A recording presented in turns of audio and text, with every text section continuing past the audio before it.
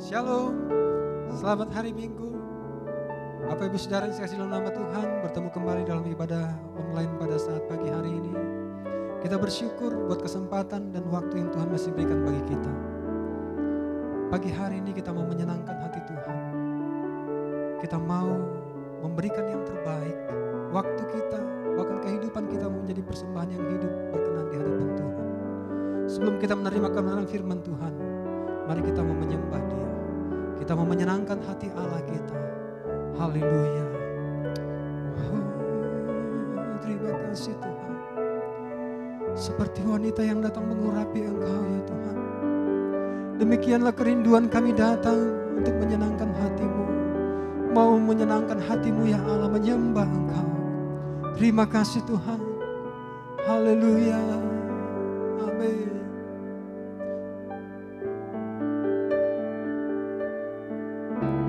Seperti wanita mengurapimu, menangis di bawah kakimu. Demikian hidupku mau mengasihimu, Yesus kau baik bagiku. Seperti wanita mengurapimu,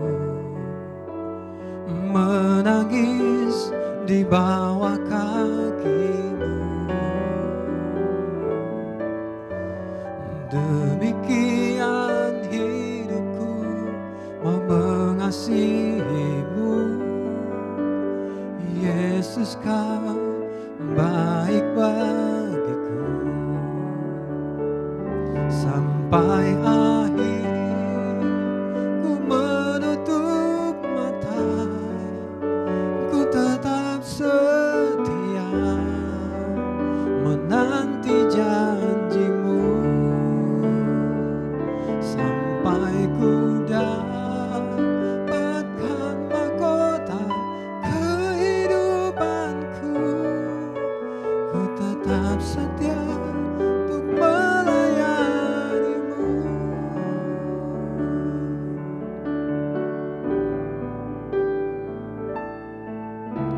Seperti wanita mengurapimu, menangis di bawah kakimu. Demikian hidupku mau mengasihimu, Yesus kau baik bagiku. Sampai akhir ku menutup mata, ku tetap setia menanti janjimu. Sampai ku dapatkan mahkota kehidupanku, ku tetap setia untuk melayanimu. Sampai akhir ku menutup mata, ku tetap setia menanti janjimu. Sampai ku dapatkan mahkota kehidupanku, ku tetap setia untuk melayanimu.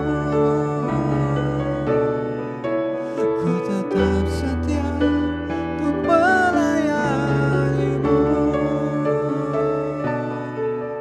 Ku tetap setia untuk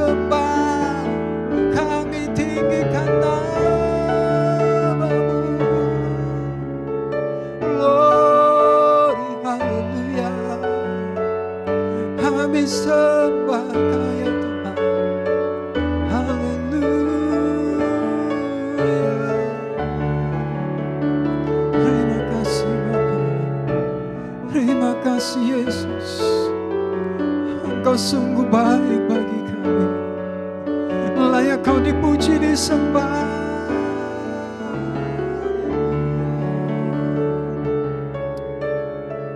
Ini kehidupan kami Tuhan. Selidikkan hati kami Bapa. Apakah kami sungguh mengasihi Engkau? Apakah kami sungguh benar-benar mengasihi akan Engkau ya Tuhan? Tiliklah setiap kehidupan kami ya Bapa. Ubahlah hidup kami Tuhan. Layakkanlah hidup kami ya Bapa. Sehingga hidup kami boleh berkenan di hadapan-Mu ya Tuhan.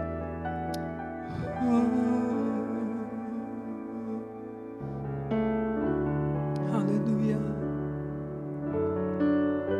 Amin.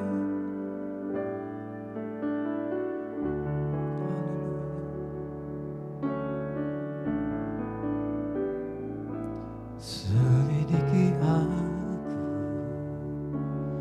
lihat hatiku, apakah ku sungguh mengasihi Yesus, Kau yang Maha Tahu dan menilai hidupku, tak ada yang tersembunyi bagimu. Selidiki aku, melihat hatiku, apakah ku sungguh mengasihi Yesus, Kau yang Maha Tahu dan menilai hidupku, tak ada yang tersembunyi bagimu. Telah kulihat kebaikan-Mu yang tak pernah habis di hidupku.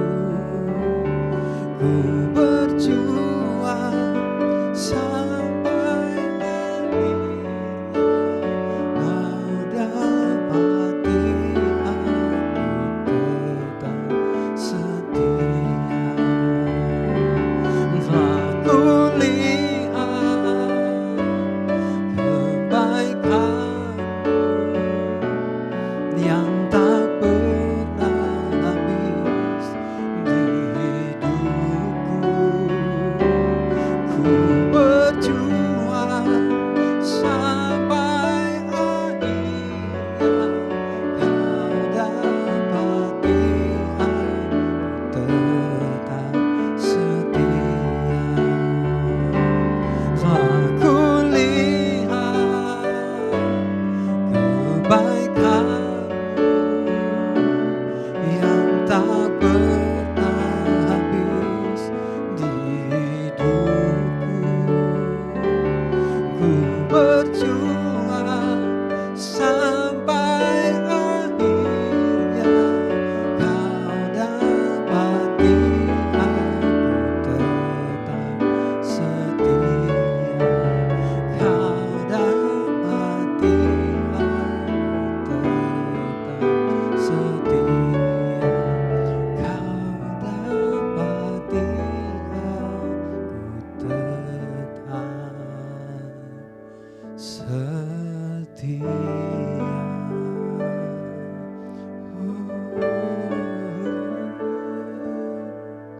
Haleluya. Terima kasih Tuhan. Ini ucapan syukur kami di hadapan-Mu. Ini penyembahan kami di hadapan-Mu ya Tuhan. Terimalah pujian kami. Terimalah penyembahan kami ya Allah. Menjadi dupa yang harum berkenan di hadapan Tuhan. Menjadi persembahan yang benar di hadapan Allah. Biarlah Tuhan ibadah kami hari ini. Apa yang kami boleh persembahkan Tuhan. Boleh menyenangkan hati-Mu, mempermuliakan nama-Mu di tempat-Mu maha tinggi. Bahkan kalau sebentar Tuhan, kami akan menerima lawatan akan kebenaran firman Tuhan. Berkaryalah Engkau ya Bapa. Bekerjalah Engkau ya Tuhan lewat kebenaran firman-Mu. Berkati hamba-Mu yang akan melayani kami. Tutup bungkus hamba-Mu dengan kuasa Roh Kudus-Mu. Sehingga hamba-Mu Tuhan boleh menjadi saluran berkat bagi kami umat-umat-Mu. Bagi telinga-telinga yang dapat mendengarkan, kami boleh merasakan ada jamahan Allah, ada lawatan Tuhan terjadi dalam kehidupan kami. Dan kami percaya setiap telinga yang mendengarkan akan beroleh keberkatan yang daripada Tuhan, akan beroleh keselamatan yang daripada Engkau ya Bapa. Terpujilah nama-Mu ya Tuhan. Kami siap untuk mendengarkan kebenaran firman-Mu. Ampuni kami Tuhan dari segala dosa pelanggaran kami, sehingga firman-Mu boleh menjadi bagian dalam kehidupan kami. Dan ajar kami Tuhan untuk menjadi pelaku-pelaku kebenaran firman Allah. Kami mengucap syukur, kami terima berkat firman-Mu. Kami alaskan terima berkat-Mu dalam nama Bapa, Anak dan Roh Kudus. Di dalam nama Tuhan Yesus Kristus. Haleluya, haleluya. Amin.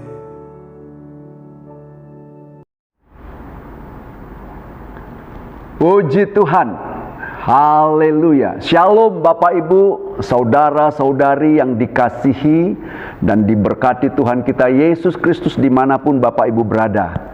Puji Tuhan, kita bertemu kembali dalam nuansa ibadah pada pagi hari ini Minggu.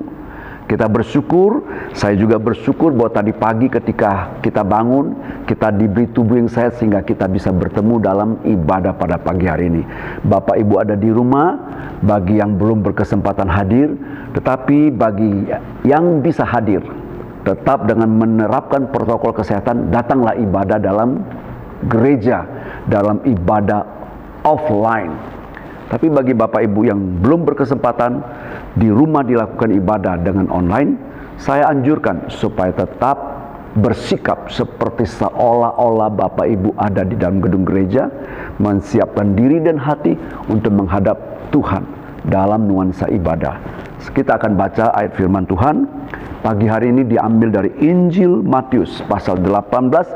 Saya baca mulai 15 sampai 18 yang oleh Lembaga Alkitab Indonesia diberi tema tentang menasehati sesama saudara. Demikian bunyi firman Tuhan, perhatikan dan simak dengan sungguh-sungguh.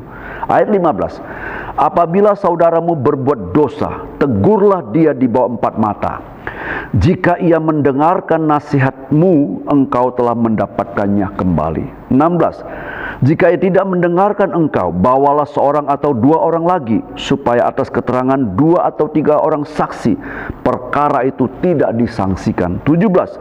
Jika ia tidak mau mendengarkan mereka, sampaikanlah soalnya kepada jemaat, dan jika ia tidak mau juga mendengarkan jemaat, pandanglah dia sebagai seorang yang tidak mengenal Allah atau seorang pemungut cukai. 18. Aku berkata kepadamu, sesungguhnya apa yang kamu ikat di dunia ini akan terikat di sorga, dan apa yang kamu lepaskan di dunia ini akan terlepas di sorga. Kita berdoa terlebih dahulu. Terima kasih Bapa di surga buat pagi hari yang indah ini, ketika kepada kami kembali diperkenankan mendengar firman Tuhan. Kami bersyukur bahwa Engkau begitu luar biasa, begitu baik.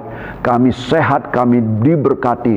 Terima kasih Bapa sehingga kami boleh kembali mendengarkan firman-Mu. Kiranya Engkau mengurapi firman-Mu, membuat kami diberkati oleh firman-Mu, sehingga kami boleh bertambah-tambah setia dalam pengiringan kami kepada Tuhan. Dan juga berkati hamba-Mu, sebab hanya oleh kemampuan daripada-Mu saja yang memampukan hamba-Mu untuk menjelaskan kebenaran firman-Mu. Terima kasih Bapa, dalam nama Tuhan Yesus kami berdoa dan ucapkan syukur. Haleluya, amin. Puji Tuhan Bapak Ibu Saudara kekasih dalam nama Tuhan Yesus Kristus. Kita baca tadi ayat pasal 18 ayat 15 sampai ayat ke-18. Saya baca ulang ayat yang ke-18 karena itu menjadi ayat pokok kita pada pagi hari ini. Demikian bunyi firman Tuhan. Aku berkata kepadamu, sesungguhnya apa yang kamu ikat di dunia ini akan terikat di sorga, dan apa yang kamu lepaskan di dunia ini akan terlepas di sorga. Pasal 18 ini dimulai dari ayat 1 adalah ketika Yesus sampai dengan murid-murid sampai ke Kafarnaum. Yesus menjawab pertanyaan mereka sekaligus memberikan solusi tentang pertengkaran mereka di tengah jalan. Sebab sebelum mereka sampai ke Kafarnaum, mereka mempertentangkan satu dengan yang lain, yang berkata, siapakah di antara kita yang terbesar dalam kerajaan surga? Ini yang menjadi perbincangan mereka dan sampai pada pertengkaran di tengah jalan. Nah, Yesus sampai di Kapernaum, Yesus menjelaskan. Dia menjelaskan dalam kapasitas sebagai guru dan sebagai Tuhan. Dia berhadapan dengan murid-muridnya, mengajar murid-muridnya. Banyak kali Yesus memberikan pengajaran kepada murid-muridnya. Sampai setakat ini, sampai detik ini, dia tetap mengajar kepada mereka. Sampai berlanjut kepada ayat 15. Di sana berbicara tentang menasihati sesama saudara yang telah jatuh dan berbuat salah. Dengan tujuan untuk memulihkan orang yang berbuat salah atau orang yang sudah jatuh dalam dosa itu supaya jangan hilang. Kenapa? Karena pada dasarnya sudah dari sononya, dari sifat awal manusia. Setiap pribadi, siapapun, apakah laki-laki atau perempuan, atau tua atau muda, kalau dia berbuat salah, punya rasa malu sehingga berusaha untuk menjauhkan diri, yang lama-lama hilang. Ingatkah Bapak Ibu, ketika nenek moyang kita Adam dan Hawa jatuh ke dalam dosa, ketika di senja hari Allah datang ke taman Firdaus, Allah bertanya, "Di manakah engkau Adam?" Bukankah Allah tahu Adam berada di mana? Tetapi ketika firman Tuhan katakan, ketika mereka mendengar bunyi langkah Allah hadir di taman itu, maka mereka menyembunyikan diri. Artinya mereka menjauhkan rasa malu dan lain sebagainya. Juga keturunan pertama dari Adam, ketika Kain membunuh Habel, firman Tuhan kita baca di dalam pasal 4, maka Kain pergi jauh, ya, tidak lagi bersama dengan Adam dan Hawa pada saat itu. Nah, sifat manusia kalau sudah berbuat salah, dia menjauhkan diri karena rasa malu dan lain sebagainya. Firman Tuhan pada pagi hari ini mengajarkan kepada kita, memberi teguran, nasihat kepada saudara-saudara yang telah berbuat dosa atau telah berbuat salah. Teguran itu bisa dimulai dengan 4 mata. Aku mengasihi si A, aku tegur dia dengan 4 mata. Tetapi ada kemungkinan teguranku tidak didengar, tidak diindahkan, dia cuek. Maka Yesus mengajarkan kepada mereka, karena Yesus tahu bahwa murid-murid ini semuanya adalah orang Yahudi, adalah orang-orang yang menghormati sangat tinggi akan hukum Taurat, di mana hukum Taurat mengatakan apabila kita memberikan teguran, kita butuh saksi 2 orang atau 3 orang. Bisa dibaca itu nanti di dalam Ulangan pasal 19 ayat 15. Nah, Yesus katakan apabila ditegur 4 mata orang itu tidak mau bertobat, tidak mau mengindahkan, tidak mau mendengar, dapat dibawa 1 atau 2 orang menjadi saksi. Kenapa harus menjadi saksi? Karena ketika seseorang ingin menegur orang yang bersalah, apakah dia saudara ataukah dia saudara seiman atau saudara sedara sedaging, itu butuh disaksikan supaya orang yang menegur itu punya hati yang penuh dengan kasih. Dia menegur karena satu tujuan, untuk dipulihkan kembali, supaya orang itu diperdamaikan kembali. Itu tujuannya. Tapi kalau dia menegur tidak dengan hati dan tujuan yang sedemikian, tetapi karena dengki, bisa mengakibatkan orang yang berbuat salah jatuh akan semakin menjauh. Itu sebabnya perlu disaksikan apakah orang yang menegur itu memiliki hati yang penuh dengan kasih. Itu ciri utamanya. Maka Yesus katakan, bawalah 1 atau 2 orang sebagai saksi. Di sini kita melihat bahwa Yesus datang bukan membatalkan hukum Taurat, tetapi Yesus datang menyempurnakan hukum Taurat. Nanti kita lihat lebih lanjut. Firman Tuhan katakan, apabila ada yang bersalah, ya, kita bawa 1 atau 2 orang saksi. Pernahkah Bapak Ibu mendengar bahwa ketika orang-orang Yahudi, termasuk para ahli dan tua-tua dan orang-orang Farisi yang mendapatkan seorang wanita yang telah berbuat zina, dihadapkan kepada Yesus dengan pertanyaan, Yesus, menurut Musa, orang yang kedapatan berbuat zina harus dirajam dengan batu sampai mati. Bagaimana pendapatmu? Ya, lebih dari 2 orang, lebih daripada 2 orang, karena banyak ramai yang orang yang datang membawa wanita yang kedapatan terbuat bersalah. Sehingga kalau menurut hukum Taurat ini sudah sepatutnya dia dirajam sampai mati. Tetapi Yesus dalam pengajaran kali ini dia lihat katakan, kalaupun sudah tidak mau didengar karena sudah dibawa saksi 1 atau 2 orang, maka hadapkanlah itu kepada jemaat. Halo Bapak Ibu, Bapak Ibu dan saya, kita semua berjemaat. Kita tahu ketika kita disebut jemaat, karena Kristus telah mati untuk kita, darahnya tertumpah, tercurah dari kayu salib untuk menebus Anda dan saya, sehingga kita menjadi jemaat. Kita ingat jemaat mula-mula ketika terjadi di Yerusalem pada saat Roh Kudus dicurahkan. Bagaimana bisa terbentuk jemaat awal? Karena Kristus yang sudah dibunuh, mati, dikuburkan dan bangkit. Dari kebangkitannya itulah yang membenarkan iman kita akan percaya kematian Yesus untuk menebus kita. Maka terbentuklah jemaat. Jadi Anda dan saya, kita berjemaat karena ada darah Yesus, kemurahan Tuhan, kasih Tuhan yang telah dikorbankan untuk menyelamatkan kita, untuk memulihkan kita, memperdamaikan kita kembali kepada Allah. Nah, ketika Yesus katakan bawa dan hadapkan kepada jemaat, masih tetap diperhatikan dan disimak. Ternyata setelah dibawa di hadapan jemaat, orang bersangkutan masih tetap cuek, masih tetap keras kepala, masih tetap tidak mau mendengarkan. Kalau menurut hukum Taurat, tidak ada jalan keluar. Orang demikian bisa dirajam mati karena lebih daripada 2 atau 3 orang saksi. Tetapi disinilah kita melihat bahwa Yesus datang bukan membatalkan hukum Taurat, tapi menyempurnakan hukum Taurat dengan hukum kasih. Di mana Yesus katakan di ayat 17, jika ia tidak mau mendengarkan mereka, sampaikanlah soalnya kepada jemaat. Dan jika ia tidak mau juga mendengarkan jemaat, pandanglah dia sebagai orang yang tidak mengenal Allah atau seorang pemungut cukai. Kalau di hadapan jemaat juga dia tidak mau bertobat, tidak mau dipulihkan, tidak mau ditegur, maka firman Tuhan mengajak kita, pandang dia sebagai orang yang tidak mengenal Allah atau sebagai pemungut cukai. Bapak Ibu Saudara, tahukah Bapak Ibu, satu ketika Yesus datang ke satu kota, maka ada seorang kepala pemungut cukai. Dia ingin melihat siapa gerangan itu, bagaimana yang dikatakan Yesus itu. Dia sudah mendengar tentang Yesus, tapi karena badannya pendek, dia memanjat ke pohon ara. Dia ingin melihat siapa Yesus itu. Ketika Yesus datang, maka mata Tuhan tertuju kepada Sakius, si kepala pemungut cukai yang pendek gemuk, yang manjat pohon ara. Dan Yesus katakan, Sakius, turunlah, aku harus menumpang di rumahmu pada hari ini. Semua orang yang mendengar dan melihat kejadian itu, dalam momentum itu, dalam hati mereka menggerutu, kalaulah Tuhan, kalaulah Yesus ini Tuhan, dia tahu siapa itu orang berdosa, masa dia mau menumpang ke rumah orang berdosa. Tetapi ayat 10 Lukas pasal 10 pasal 19 ayat 10 di sana dikatakan, sebab anak manusia datang untuk mencari dan menyelamatkan yang hilang.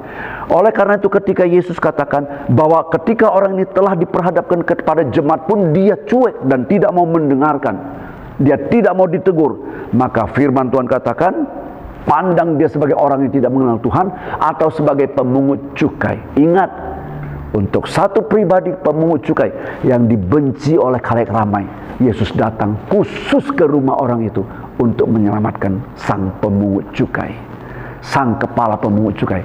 Kalau Bapak Ibu nanti baca di dalam Lukas pasal 19 dari ayat 1 sampai 10, di sana dilihat karena dipulihkan, Sakius yang dipulihkan luar biasa. Dia berkata, Tuhan, jika aku ada memeras orang, aku akan ganti 4 kali lipat. Luar biasa bukan ketika orang itu dipulihkan? Itulah tujuan Yesus datang.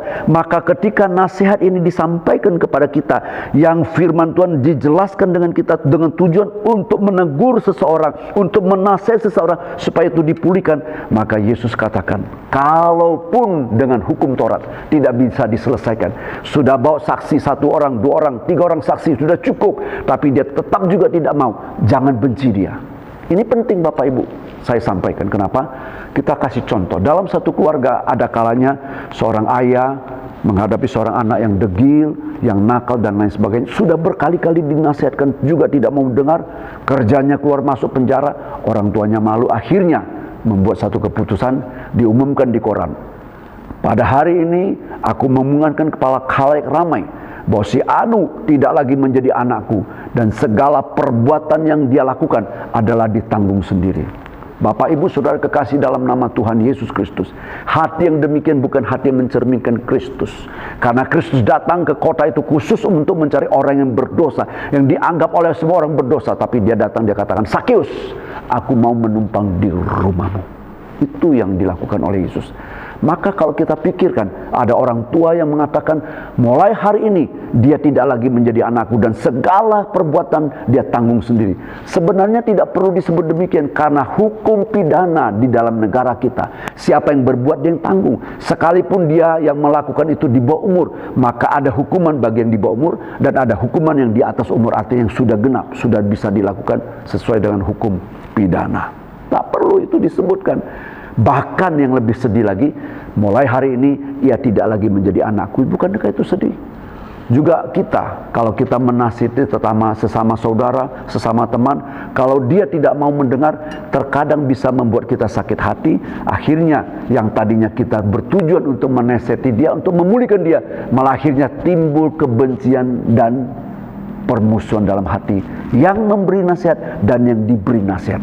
Itu sebabnya firman Tuhan pada pagi hari ini berbicara kepada kita yang memberi nasihat maupun yang diberi nasihat. Yang memberi nasihat dan diberi nasihat. Firman Tuhan katakan di ayat 18, Aku berkata kepadamu, sesungguhnya apa yang kamu ikat di dunia ini akan terikat di sorga, dan apa yang kamu lepaskan di dunia ini akan terlepas di sorga.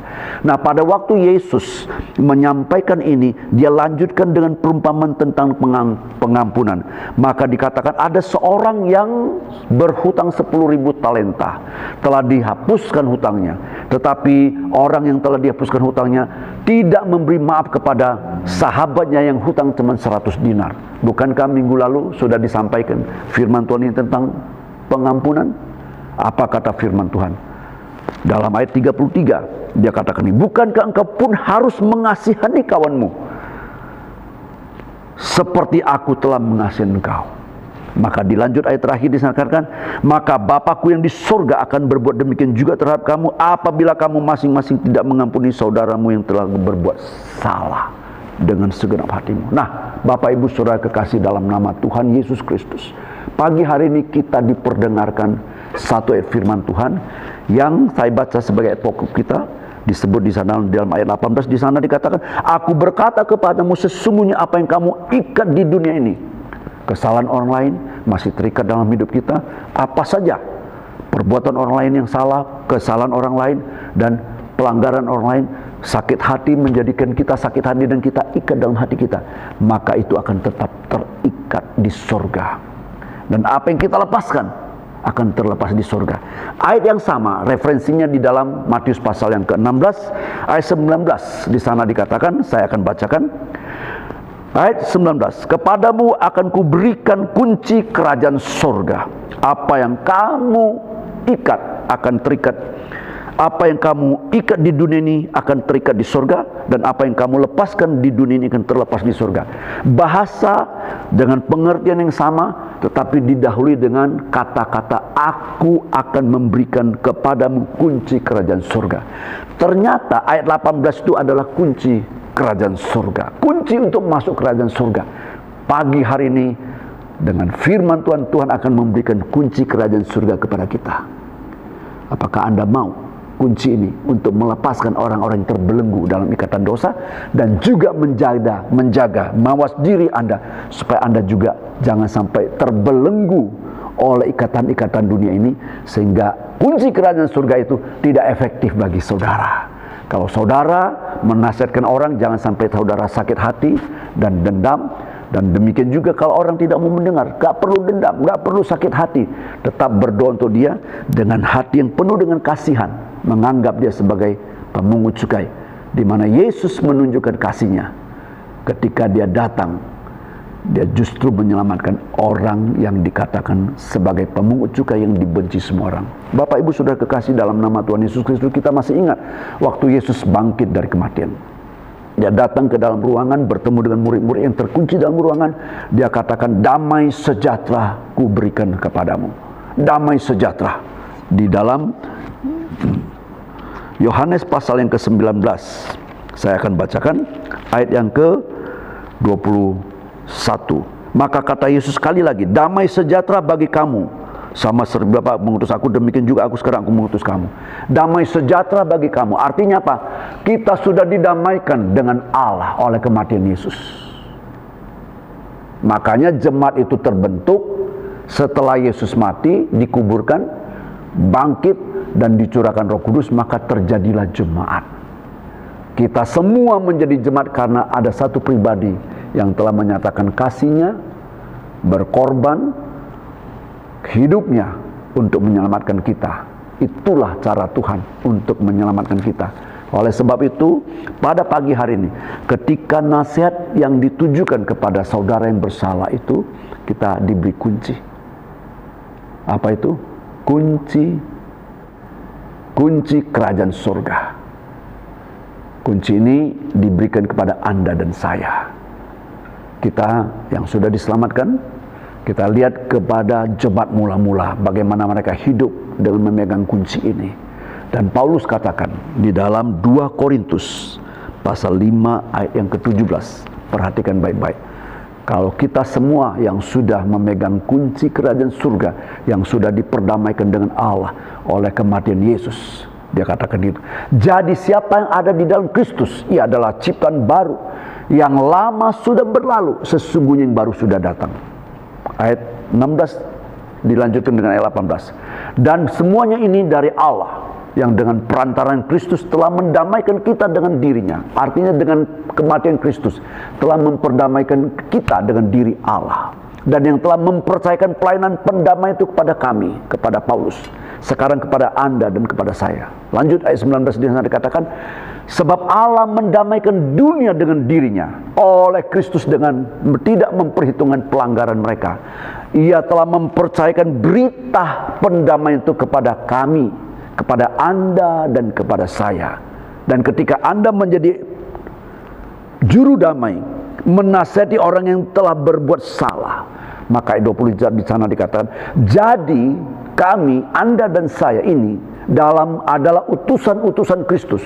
Seakan-akan Allah menasihati kamu, menasihati siapapun dengan perantaran kami, dengan perantaranku. Dalam nama Kristus kami minta kepadamu, berilah dirimu didamaikan dengan Allah. Itu tujuan daripada firman Tuhan pada pagi hari ini. Kunci itu diberikan kepada Anda, supaya kemanapun Anda berjalan, kemanapun Anda berada, jadilah pendamai, mendamaikan orang yang sudah tidak berdamai karena pelanggaran segala dosa dan kelemahan dan kekurangan.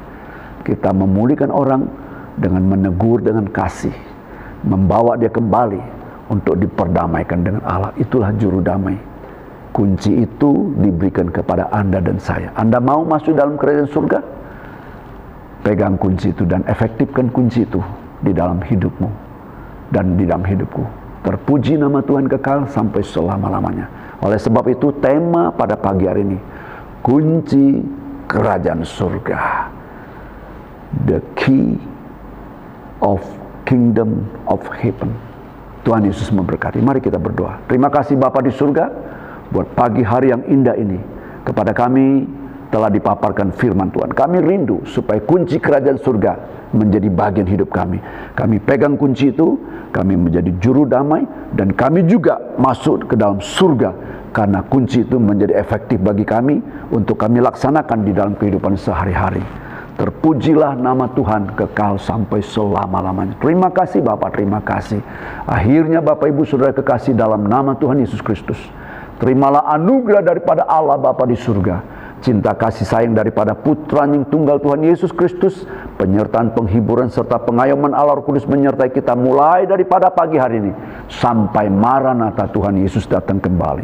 Dalam nama Tuhan Yesus kami akhiri ibadah ini, dan dalam nama Tuhan Yesus kami berdoa, ucapkan syukur dan terima kasih. Haleluya. Amin. Puji Tuhan. Selamat hari Minggu. Tuhan Yesus memberkati. Sampai bertemu di minggu akan datang.